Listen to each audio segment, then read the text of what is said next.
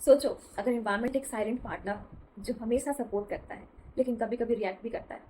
Human environment interaction वही कहानी है जिसमें हम नेचर से फूड, फॉल्ट, वाटर, शेल्टर लेते हैं और उसी नेचर को मॉडिफाई भी करते हैं। कभी फार्मिंग के लिए जंगल काट देते हैं, कभी पॉल्यूशन से क्लाइमेट चेंज ट्रिगर करते हैं। आज हम समझेंगे कि ये रिलेशनशिप कितनी कॉम्प्लेक्स और क्रिटिकल है।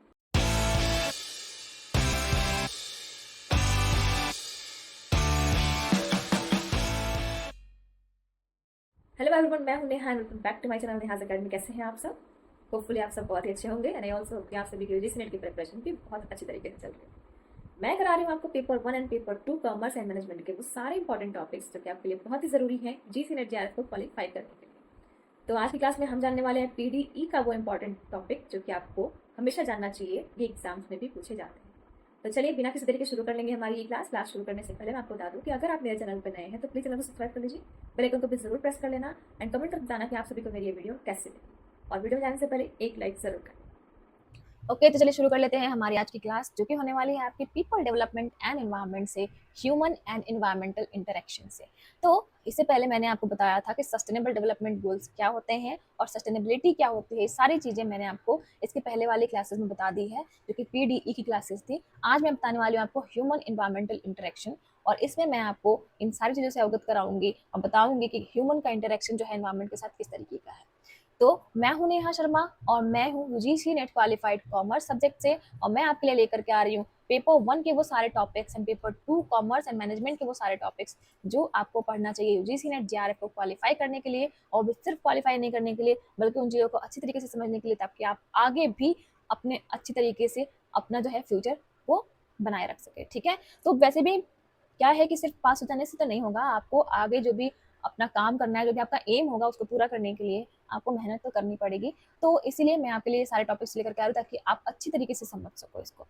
चलिए ठीक है, चलते हैं हमारे फर्स्ट स्लाइड की तरफ। तो जो भी ये यूजीसी नेट जेआरएफ की प्रिपरेशन कर रहे हैं उन सभी के लिए है, यानी कि बिगिनर्स एंड रिपीटर्स, हर कोई यूज कर सकता है इसको। तो चलिए चलते हैं हमारे फर्स्ट स्लाइड पे, जो कि है कि क्या होता है ह्यूमन इन्वायरमेंट इंटरेक्शन। दोनों का इंटरेक्शन किसको कहते हैं, क्या होता है ये, तो चलिए देख लेते हैं। तो human environment interactions refers to, तो ये क्या रेफर करता है कि ह्यूमन कैसे डिपेंडेंट है, क्या अडॉप्ट करते हैं एंड देन मॉडिफाई कैसे करते हैं नेचुरल इन्वायरमेंट को, इसी को कहते हैं ह्यूमन इन्वायरमेंट इंटरेक्शन। मतलब इंटरेक्शन मतलब क्या है कि दोनों एक दूसरे से किस तरीके से जुड़े हुए हैं, ह्यूमन एंड एनवायरनमेंट किस तरीके से जुड़े हुए हैं, इसी को कहेंगे हम इनका इंटरेक्शन। ठीक है, तो ह्यूमन कैसे डिपेंड करते हैं उन पे, कैसे उन्होंने अडेप्ट किया है उसको उसको कैसे उन्होंने मॉडिफाई किया है, किसको, नेचुरल इन्वायरमेंट को, तो इसलिए इसको कहेंगे human environment interaction. In simple words, we use nature's resources, तो हम क्या करते हैं, नेचर्स के रिसोर्सेज को यूज करते हैं। We change the environment to suit our needs, तो हमें क्या सूट करता है उसके लिए भी हम वो क्या करते हैं, इन्वायरमेंट के जो भी है वो चेंज कर देते हैं, उनके रिसोर्सेज जो है उनको चेंज कर देते हैं जो भी हमें मिलता है, राइट, ताकि हमें वो हमारी नीड के अकॉर्डिंग मिल सके। And the environment in turn affect how and where we live, तो इसमें भी क्या है कि कैसे वो अफेक्ट करता है हमारे साथ एंड जहाँ पे हम रहते हैं, जैसे रहते हैं। अब पूरा, अब देखो एक इंसान के आसपास की जितनी भी चीजें हैं ना, सब उसका इन्वायरमेंट है। ठीक है, और जितना कुछ इन्वायरमेंट है वो हमें किस तरीके से चाहिए, क्या चाहिए, किस तरीके से हम उसको चेंज कर रहे हैं, क्या हमें ऐसे जो डायरेक्टली मिल रहा है वो हम कैसे यूज कर पा रहे हैं, कैसे मॉडिफाई कर रहे हैं उसको, कैसे हम उसको ले रहे हैं अपने साथ में, ये सारी चीजें जो हैं, किस तरीके से हम डिपेंडेंट हैं इन्वायरमेंट पे, सब कुछ जो है वो ह्यूमन इन्वायरमेंट इंटरेक्शन का पार्ट है। समझ में आया आपको? चलिए आगे बढ़ेंगे और देखेंगे बेसिक कॉन्सेप्ट क्या है इसका। तो बेसिक कॉन्सेप्ट में आप देख पाओगे कि यहाँ पर हम देखेंगे कि डिपेंडेंसी के तौर पे हम यहाँ पे काम करते हैं, तो यानी कि हम डिपेंड करते हैं, human relies on the environment for needs, तो हम अपनी ज़रूरतों के लिए क्या करते हैं, डिपेंड करते हैं किस पे, इन्वायरमेंट पे। ठीक है, जैसे कि फूड, वाटर, मिनरल्स, ऑक्सीजन, ये सब कुछ हमें कहाँ से मिल रहा है, एनवायरमेंट से मिल रहा है। अडेप्टेशन का मतलब क्या है कि हमने जो है वो एनवायरमेंटल कंडीशन को किस तरीके से एडजस्ट करा है। जैसे कि आप देखोगे wearing woollen clothes in cold areas, तो जहाँ आप देखो जहाँ कोल्ड है वहां पर आप अपने आप को कैसे रख पा रहे हो, वो क्या है कि आपने वहां पर वुलन क्लोथ्स पहनने शुरू कर दिए। जहाँ पे बहुत गर्मी है वहां पे आप कैसे रह पा रहे हो, तो ये सारी चीजें जो हैं वो क्या है कि एनवायरमेंटल कंडीशन के साथ आप कैसे एडजस्ट कर पा रहे हो, इसे कहते हैं अडेप्टेशन।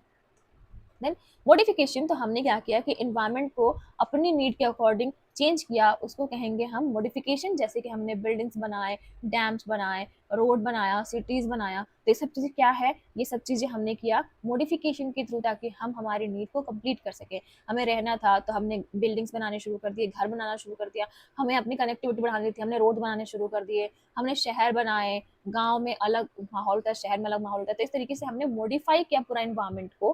पहले हम जंगलों में रहा करते थे, अभी हम घरों में रहा करते हैं, राइट? पहले आपको मालूम है कि खाने के लिए दिन दिन भर भटकते रहते थे, आज हम उसके लिए कुछ और हमने चीज़ें कर ली है, हम जॉब करते हैं, पैसे कमाते हैं, राइट? तो ये सारी चीज़ें क्या है, हमने एनवायरनमेंट का मॉडिफाई किया एंड देन हम आज यहाँ तक पहुँचे हुए हैं। ठीक है, इस तरीके से आपने देखा। अब देखो हिस्टोरिकल पर्सपेक्टिव्स क्या है इसके। तो पहले जब अर्ली ह्यूमंस मोस्टली अडेप्टेड थे, लिव्ड क्लोज टू नेचर, तो पहले के जो इंसान थे, जैसे आपको बताया कि जंगलों में रहा करते थे, तो वो ज्यादा नेचर के करीब रहते थे। ठीक है, एग्रीकल्चरल रिवॉल्यूशन हुआ, जैसे कि स्टार्टेड मॉडिफाइंग इन्वायरमेंट, जैसे कि क्लियरिंग फॉरेस्ट, इरिगेशन, तो ये सारी चीजें करनी शुरू हुई। कब? एग्रीकल्चर का रिवॉल्यूशन जब आया तब। देन इंडस्ट्रियल रिवॉल्यूशन आया, जैसे कि लार्ज स्केल मॉडिफिकेशन हुआ, पोल्यूशन इंक्रीज हुए, तो हमने जब इंडस्ट्रीज बनानी शुरू कर दी, सब हमारे नीड के लिए ही हो रहा है, लेकिन हमने क्या किया, अपने पर्यावरण को बर्बाद करना शुरू कर दिया। पहले हमने एग्रीकल्चरल के लिए तो हमने जो किया, चलो ठीक है, हमने उसके लिए पेड़ पौधों को काटा और देन उसके साथ हमने मूव करना शुरू कर दिया। एंड उसके बाद जब डिफॉरेस्ट हुआ यहाँ पर, एग्रीकल्चर के लिए ही सही, बट फिर भी हम ठीक थे। ठीक है, पर जैसे ही हमने इंडस्ट्रीज को लाना शुरू कर दिया, हमने लार्ज स्केल पे मॉडिफिकेशन करना शुरू कर दिया, पोल्यूशन इंक्रीज होने लगी। एंड देन मॉडर्न टाइम्स में एफर्ट्स हम डाल रहे हैं ताकि हम सस्टेनेबल इंटरेक्शन को कर सके, जैसे कि रिन्यूएबल एनर्जी एंड कंजर्वेशन। तो इस तरीके से आप देख रहे हो कि हमारी हिस्ट्री कहाँ से शुरू हुई, कहाँ पर ला करके अभी चल रही है। ठीक है, तो जैसे हम पहले नेचर के इतने करीब थे, आज नेचर को बचाने की कोशिश कर रहे हैं, बिकॉज हमने ही इसको बिगाड़ दिया है। चलिए आगे बढ़ते हैं और पॉजिटिव एंड नेगेटिव इम्पैक्ट्स देखते हैं इसके।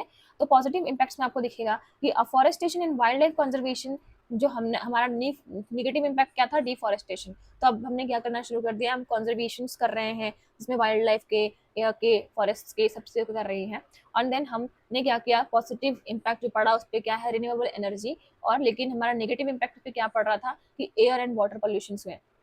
हमने जितने मॉडिफिकेशंस करने शुरू किए नेचर के साथ, हमने अडेप्टेशन शुरू किया। मॉडिफिकेशन में बहुत सारी चीज़ें शामिल हो गई, जैसे कि हमने बिल्डिंग्स बनाए, हमने इंडस्ट्रीज बनाए, राइट? तो इसकी वजह से क्या हो रहा है कि पोल्यूशंस वगैरह आ रहे हैं। अब उन सब का हमारे ऊपर क्या इफेक्ट पड़ा है, ये देखोगे आप। अगर नेगेटिव इम्पैक्ट देखा है तो डिफॉरेस्टेशन होने लगा, एयर पोल्यूशन होने लगा, वाटर पोल्यूशन होने लगा, क्लाइमेट में चेंजेस आने लगे, लॉस ऑफ बायोडाइवर्सिटी होने लगी। ठीक है, पर वही चीज़ देखोगे आप, अब पॉजिटिव इम्पैक्ट देखोगे तो क्या है कि हम वापस से जो है वो फॉरेस्टेशन करने लगे, वाइल्ड लाइफ का कंजर्वेशन करने लगे, रिन्यूएबल एनर्जी कर रहे हैं, सॉइल कंजर्वेशन मेजर्स कर पा रहे हैं, एंड देन अर्बन प्लानिंग कर रहे हैं। तो ये सारे जो कुछ पॉजिटिव इम्पैक्ट्स थे और ये सारे नेगेटिव इम्पैक्ट्स थे। अब देखो बहुत सारी चीजें हैं जो हम फैक्ट्री बनाते हैं किसी चीज को प्रोड्यूस करने के लिए, तो वो प्रोडक्शन जो है वो हमारे लिए पॉजिटिव इम्पैक्ट है।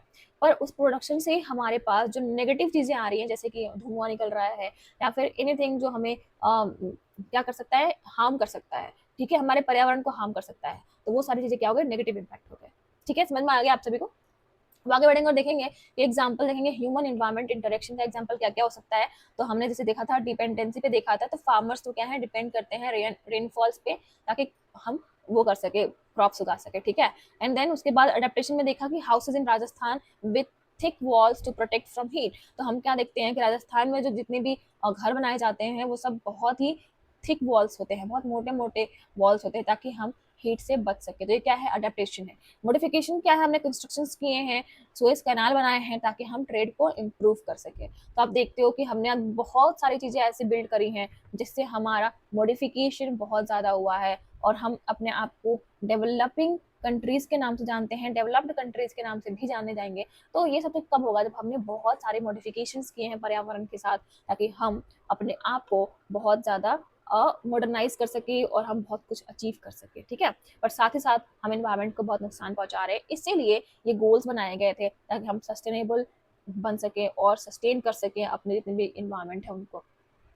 अब इंटरेक्शन में देखोगे कि इंटरेक्शन किस तरीके से है, तो इन्वायरमेंटल डिटर्मिनिज्म है, जैसे कि इन्वायरमेंट कंट्रोल ह्यूमन एक्टिविटीज। तो बहुत सारी चीजें जैसे कि हॉट डेजर्ट लिमिटिंग एग्रीकल्चर, तो जहाँ पे आपको डेजर्ट्स मिलेंगे वहां पर आप देखोगे कि एग्रीकल्चर थोड़ा लिमिटलेस में होता है, लिमिटिंग में होता है। ठीक है, देन पॉसिबिलिज्म में क्या है कि इन्वायरमेंट प्रोवाइड्स ऑप्शंस, देखिए कि ह्यूमन चूज एंड इनोवेट। इसमें क्या है कि ग्रोइंग राइस इन जापान और टेरेस्ड हिल्स। तो क्या है, उन्होंने टेरेस्ड हिल्स पे भी राइस उगाना शुरू कर दिया। तो ये क्या है, पॉसिबिलिज्म में आता है। देन कल्चरल लैंडस्केप में देखिएगा तो हम फिजिकल एनवायरनमेंट मॉडिफाई करते हैं कल्चरल एक्टिविटीज के लिए, जैसे कि सिटीज, मॉन्यूमेंट्स, पैडी फील्ड्स। तो इस तरीके से आप देख पा रहे हो कि ह्यूमन का जो है वो इन्वायरमेंट के साथ जो इंटरेक्शन है वो किस किस तरीके से हो पाता है।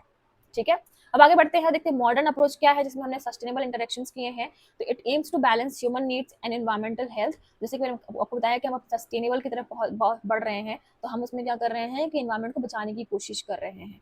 ठीक है, तो इससे क्या है, हम एनवायरमेंटल हेल्थ पे भी फोकस कर रहे हैं। यूजेस क्या है, जैसे कि रिन्यूएबल एनर्जी, हमने एनर्जी को बचाने की सोची, हमने उसको रिन्यू करने की सोची। देन उसके बाद क्या, इको फ्रेंडली टेक्नोलॉजीज पे ध्यान दे रहे हैं, कंजर्वेशन प्रैक्टिसेस कर रहे हैं, एंड अर्बन ग्रीन स्पेसेस बना रहे हैं। तो इतनी सारी चीजें हम कर रहे हैं ताकि हम सस्टेनेबल इंटरेक्शन कर सकें एनवायरनमेंट के साथ। ठीक है, ह्यूमन एक्टिविटी ऐसी कौन कौन सी है जो मॉडिफाई करती है एनवायरनमेंट को, जैसे कि एग्रीकल्चर, जिसमें हम क्लियरिंग फॉरेस्ट किया, हमने इरिगेशन कैनाल्स किए, इंडस्ट्रीज की, हमने इंडस्ट्रीज बनाई, जैसे कि एमिशंस निकलते हैं, रिसोर्सेज का एक्सट्रैक्शन होता है, हम रिसोर्सेज क्या कर रहे हैं, धरती से निकाल रहे हैं बाहर। ठीक है, ताकि हम उसको क्या कर सके, यूज कर सके। और बहुत सारे ऐसे देखोगे कि कार्बन एमिशंस होते हैं, या फिर बहुत सारे फैक्ट्रीज बनाने से बहुत सारे ऐसे पॉल्यूटेंट्स निकलते हैं जो हमारे लिए घातक साबित होते हैं। ठीक है, देन अर्बनाइजेशन, जैसे कि लैंड यूज किया हमने चेंजेस के लिए, पॉल्यूशंस आने लग गए, माइनिंग किया हमने, जैसे कि सॉइल का इरोजन किया, हैबिटेट डिस्ट्रक्शन होने लगे इसकी वजह से, एंड देन टूरिज्म, जिसमें कि वेस्ट होने लगा, इंफ्रास्ट्रक्चर इन नेचुरल एरियाज होने लगे। ठीक है, तो ये सारी चीजें क्या है, ह्यूमन की एक्टिविटीज है जो हमने क्या क्या एनवायरनमेंट को मॉडिफाई करने के लिए बनाया, और मॉडिफिकेशन क्या क्या हुए इसके, ये आप देख पा रहे हो। ठीक है, अब हम human environment interactions and SDGs के बारे में बात करेंगे। तो मैंने आपको एसडीजीज की क्लासेस दी हैं, जिसमें आपको देखोगे कि ह्यूमन इन्वायरमेंट से लेकर के हमने बहुत सारी चीजें बनाई हैं। जैसे कि गोल नंबर 13 जो है वो क्लाइमेट एक्शन को लेकर के है, गोल नंबर 15 जो है वो लाइफ ऑन लैंड को लेकर के है, गोल नंबर 14 जो है वो लाइफ बिलो वाटर, यानी कि पानी के अंदर रहने वाले जानवरों के लिए है। तो इसमें हमने क्या किया, सस्टेनेबल इंटरेक्शन पे फोकस किया है। ठीक है, इसमें हमने कंजर्वेशन को भी इंकरेज किया है, पॉल्यूशन को रिड्यूस करने की सोची है, एंड प्रोटेक्ट कर रहे हैं बायोडाइवर्सिटी को। तो इस तरीके से हमने एसडीजीज के बहुत सारे ऐसे गोल्स हैं जिसके हमने बहुत सारी चीजें अभी तक अचीव कर भी ली हैं और आगे भी करना है, जिसमें हमें 2030 तक ये जो गोल है वो कंप्लीट कर लेना है। ठीक है, वैसे कोविड के बाद से ऐसा माना जाता है कि इसका जो गोल का जो वो है टाइमिंग है वो थोड़ी सी बढ़ गई है, ताकि थोड़ा सा और टाइम मिल गया है कि हम अपने गोल को अचीव कर सके। समझ गए आप कि एमडीजीज एंड एसडीजीज कितना हेल्पफुल थे हमारे ह्यूमन एंड एनवायरनमेंट प्रोटेक्शन के लिए, सस्टेनेबिलिटी के लिए। और मैंने आपको बता भी दिया कि इंटरेक्शन किस तरीके से करते हैं हम ह्यूमंस एनवायरनमेंट को लेकर के। तो आज के क्लास में हमने देखा कि human and environment are deeply linked with, human depends on and change the environment, और हम क्या है, एनवायरनमेंट पे डिपेंडेंट भी हैं, और हमने एनवायरनमेंट को बहुत चेंज भी कर दिया है। हमने एनवायरनमेंट को ह्यूमन लाइफ के अकॉर्डिंग शेप कर दिया है, उसके कल्चर को शेप कर दिया है। आज हम सस्टेनेबल डेवलपमेंट को एम कर रहे हैं ताकि हम एक बैलेंस्ड एंड हेल्दी इंटरेक्शन बना सके ह्यूमंस एंड नेचर के बीच में। ठीक है, तो इस तरीके से जो है ह्यूमन एंड नेचर को मिलाने के लिए हमने सस्टेनेबिलिटी का सहारा लिया है। तो होपफुली आज का क्लास आपको बहुत अच्छा लगा होगा। मिलेंगे नेक्स्ट क्लास में ऐसे ही और अच्छे टॉपिक्स के साथ, जिसमें मैं आपको पीडीई यानी कि पीपल डेवलपमेंट एंड एनवायरनमेंट के सारे टॉपिक्स कंप्लीट कराऊंगी। एंड साथ ही साथ मैं आपको करा रही हूँ पेपर 1 के वो सारे यूनिट्स, जिसमें आपको टीचिंग एप्टीट्यूड, रिसर्च, आपको कम्युनिकेशन, आईसीटी, पीडीई और हायर एजुकेशन, सारी चीज़ें मैं करा रही हूँ आपको, ताकि इन सभी के टॉपिक के साथ आप आगे बढ़ोगे और आप पेपर 1 में बहुत अच्छे मार्क्स लेकर के आओगे। और जितने भी लोग पेपर 2 कॉमर्स एंड मैनेजमेंट के स्टूडेंट हैं उन सभी लोगों के लिए मैं वीडियोस लेकर के आ रही हूँ। तो आप इस सभी लोग प्लीज़ मेरे वीडियो पे जरूर बने रहिए, एंड वीडियो को लाइक जरूर कर देना, कमेंट करके बताना कि आप सभी को मेरी वीडियो कैसी लगी, क्योंकि आपका फीडबैक मेरे लिए बहुत ही इंपॉर्टेंट है। चलिए मिलते हैं नेक्स्ट क्लास में। Thank you so much for watching the video. Wish you very all the best for your preparations. Bye bye.